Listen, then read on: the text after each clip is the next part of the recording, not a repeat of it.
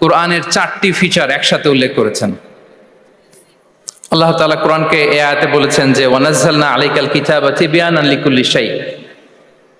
নবী হে, আমি আপনার কাছে এই কোরআনকে পাঠিয়েছি তিবিয়ান। তিবিয়ান মানে হচ্ছে clarification, explanation for all things, সবকিছুর ব্যাখ্যা। কোরআন হচ্ছে সবকিছুর সুস্পষ্ট ব্যাখ্যা, এবং এটা হচ্ছে হুদা।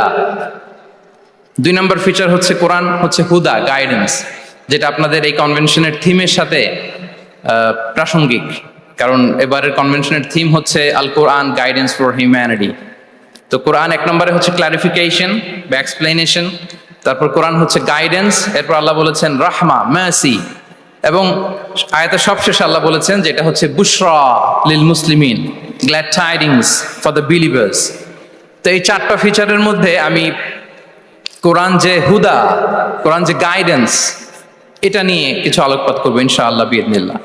হুদাল লিন্নাস, গাইডেন্স ফর হিউম্যানিটি, এবং এই গাইডেন্সটা এটা সবার জন্য। অন্য আয়াতে আল্লাহ তাআলা বলছেন ইন হুয়া ইল্লা যিকরা লিল আলামিন।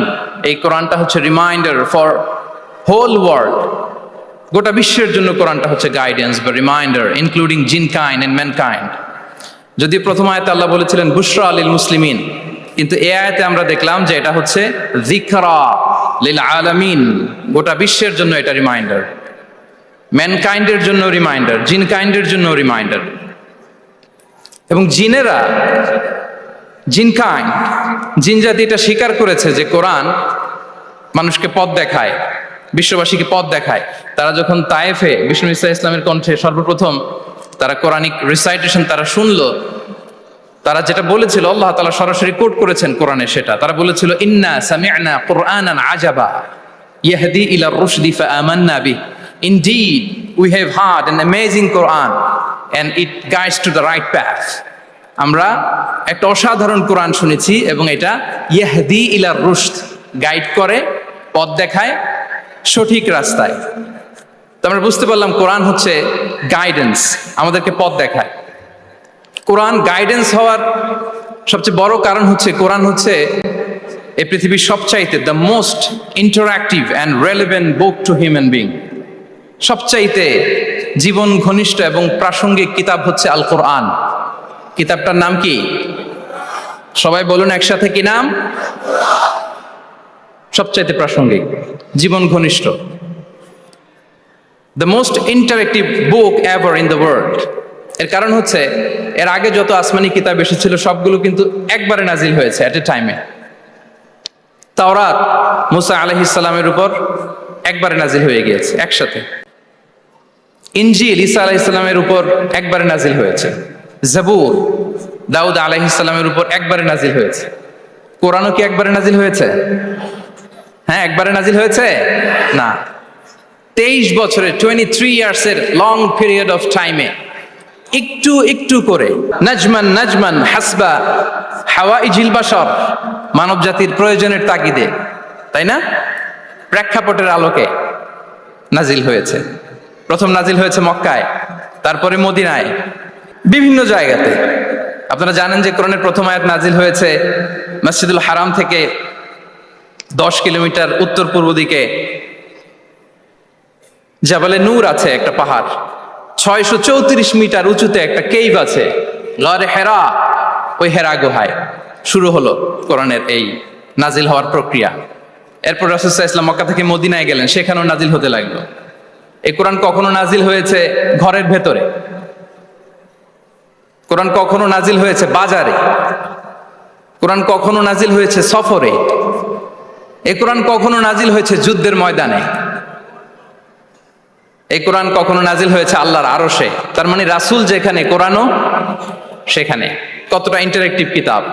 রাসূল সাল্লাল্লাহু আলাইহি ওয়াসাল্লাম তার জীবনে, তার পরিবারে, তার সমাজে, রাষ্ট্র পরিচালনায় যেখানেই তিনি সংকটের মুখোমুখি হয়েছেন, ঠিক তখনই সমাধান নিয়ে হাজির হয়েছে কোরআন।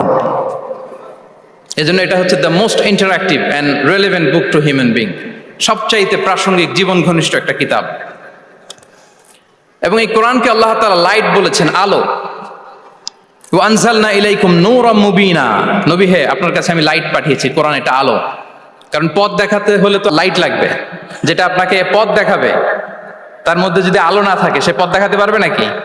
পারবে না। তো কোরআনকে আল্লাহ তাআলা লাইট বলেছেন। এবং কোরআন শুধু নিজেই লাইট নয়, শুধু নিজেই আলো নয়, সে আলোর দিকে নিয়ে যায়। আল্লাহু আকবার। আলিফ লাম রা কিতাবুন আনজালনাহু ইলাইকা লিতুখরিজান নাসা মিনাল যুলুমাতি ইলান নূর। I've revealed this book unto you, O Muhammad, in order to lead the mankind out of darknesses into the light. অনেকগুলো অন্ধকার থেকে একটি আলোর দিকে, মহাসত্যের দিকে নিয়ে যাওয়ার জন্য আমি কোরআন পাঠিয়েছি। সুবহানাল্লাহ বিহামদি। এবং একটু খেয়াল করে যদি আমরা দেখি যে একটি পুরো জাতি, একটি পুরো গোষ্ঠীর জীবনধারা পাল্টে দিয়েছিল কোরআন, যাদের লেখাপড়া জানা ছিল না, অক্ষর জ্ঞানহীন একটা জাতি, একটা ভূখণ্ডের জীবনধারা পাল্টে দিয়েছে এই কোরআন। কোরআন যেমনি আলো, তার পাশাপাশি কোরআন হচ্ছে ক্রাইটেরিয়ান। কোরআন সত্য এবং মিথ্যার মধ্যে পার্থক্য তৈরি করে দেয়। আপনি কোরআনের লেন্স দিয়ে যদি এই বিশ্বকে পরখ করতে চান, কোরআনের লেন্স দিয়ে যদি এই পৃথিবীকে আপনি পরখ করেন, তাহলে দেখবেন যে কোনটা সত্য কোনটা মিথ্যা আপনার কাছে এটা সুস্পষ্ট হয়ে যাচ্ছে, ঠিক কিনা? আল্লাহ তাআলা বলছেন, তাবারাকাল্লাযী নাযালাল ফুরকানা আলা আবদিহি লিয়াকুনা লিল আলামিনা নাযীরা। ফুরকান বলেছেন আল্লাহ তাআলা কোরআনকে এখানে। The criterion, it differentiates between right and wrong. Quran পড়লে আপনি বুঝতে পারবেন কোনটা সত্য কোনটা মিথ্যা। এবং সবচাইতে মজার ব্যাপার হচ্ছে কোরআন হচ্ছে একটা টাইমলেস মিরাকেল। টাইমলেস মিরাকেল, চিরন্তন মুজিজা। এটার কোনো লয় নাই, ক্ষয় নাই। আল্লাহ তাআলার যেমনি লয় নাই, ক্ষয় নাই, কোরআনেরও লয় নাই, ক্ষয় নাই। কারণ কোরআন কিন্তু আল্লাহর ক্রিয়েশন নয়, আল্লাহর সৃষ্টি নয়, এটা কিন্তু আল্লাহর সিফা। আপনারা জানেন তো এটা? কোরআন কিন্তু আল্লাহর সিফা। আল্লাহরও ক্ষয় নাই, কোরআনেরও ক্ষয় নাই। এবং অন্যান্য নবীদেরকে যে কিতাব দেয়া হয়েছে সেটা তাদের হেদায়েতের জন্য, আর সেই কিতাবকে তারা পরিবর্তন করে ফেলেছে। সেই কিতাবগুলোর আদি এবং আসল রূপ কিন্তু অবশিষ্ট নেই। কিন্তু কোরআন শুধু হেদায়েতই নয়, গাইডেন্সই নয়। কোরআন যেমনি হেদায়েত, পাশাপাশি কোরআন হচ্ছে মুজিজা। কোরআনের আছে সংখ্যাতাত্ত্বিক মুজিজা, ভাষা শৈলীর মুজিজা, সায়েন্টিফিক মিরাকেল, মহাবিশ্বের মহাবিস্ময় মহাগ্রন্থ আল কুরআন আল কারীম, অপরিবর্তনীয়।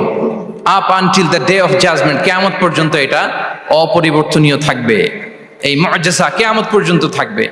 পৃথিবীতে যত নবীকে আল্লাহ তাআলা মুজিজা দিয়েছেন, নবীদেরও বিদায় হয়েছে, মুজিজারও বিদায় হয়েছে।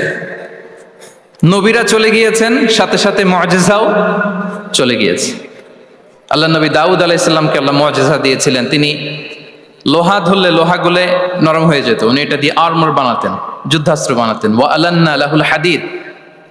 কিন্তু দাউদ আলাইহিস সালামের ইন্তেকালের পরে কেউ আর এটা রিপিটেশন করে দেখাতে পারেনি, এমনটা হয়নি আর তার উম্মতের মধ্যে। আল্লাহ নবী মূসা আলাইহিস সালামকে আল্লাহ তাআলা মুজিজা দিয়েছিলেন। তিনি লাঠি জমিনে রাখলে সেটা সাপ হয়ে যেত। ফাআলকাহা ফাইদা হিয়া হাইয়াতুন তাসআ, মুভিং স্নেক হয়ে যেত। কিন্তু মূসা আলাইহিস সালামের ইন্তেকালের পরে কেউ আর ওই লাঠি দিয়ে মুভিং স্নেক বানাতে পারে নি। বনি ইসরাইলের কাছে কিন্তু ওই লাঠিটা ছিল, আপনারা জানেন? বনি ইসরাইলের কাছে একটা তাবুত ছিল, উডেন বক্স। ওইটার মধ্যে বাকিয়াতুম মিম্মা তারাকা আলু মূসা ওয়া আলু হারুন, মূসা আলাইহিস সালামের ব্যবহৃত পাগড়ি, জুব্বা, আর ওই লাঠি, হারুন আলাইহিস সালামের পাগড়ি, জুব্বা, এগুলো ছিল। তার মানে মূসা আলাইহিস সালামের ইন্তেকালের পরে যে লাঠি দিয়ে মূসা আলাইহিস সালাম সাপ বানাতেন, ওই লাঠি ছিল, কিন্তু সেই লাঠি দিয়ে আর কেউ কোনোদিন সাপ বানিয়ে দেখাতে পারে নি। আল্লাহ নবী ঈসা আলাইহিস সালামকে আল্লাহ তাআলা আরো মাইন্ড ব্লোয়িং মুজিজা দিয়েছিলেন। ওয়া উবরিউল আকমাহা ওয়াল আবরাসা ওয়া উহিল মাউতা বিইذনিল্লাহ। শ্বেত রোগী, ধবল রোগীর গায়ে হাত বুলিয়ে দিলে রোগ ভালো হয়ে যেত। অন্ধ ব্যক্তির চোখে টাচ করে দিলে সে দৃষ্টিশক্তি ফিরে পেত। মৃত ব্যক্তিকে আল্লাহ নবী ঈসা আলাইহিস সালাম কুম বিইذনিল্লাহ বলার সাথে সাথে মৃত ব্যক্তি জীবিত হয়ে যেত। কিন্তু এই নবী আলাইহিস সালামদের বিদায় যখন ঘটেছে, সাথে সাথে তাদের মুজিজারও বিদায় হয়েছে।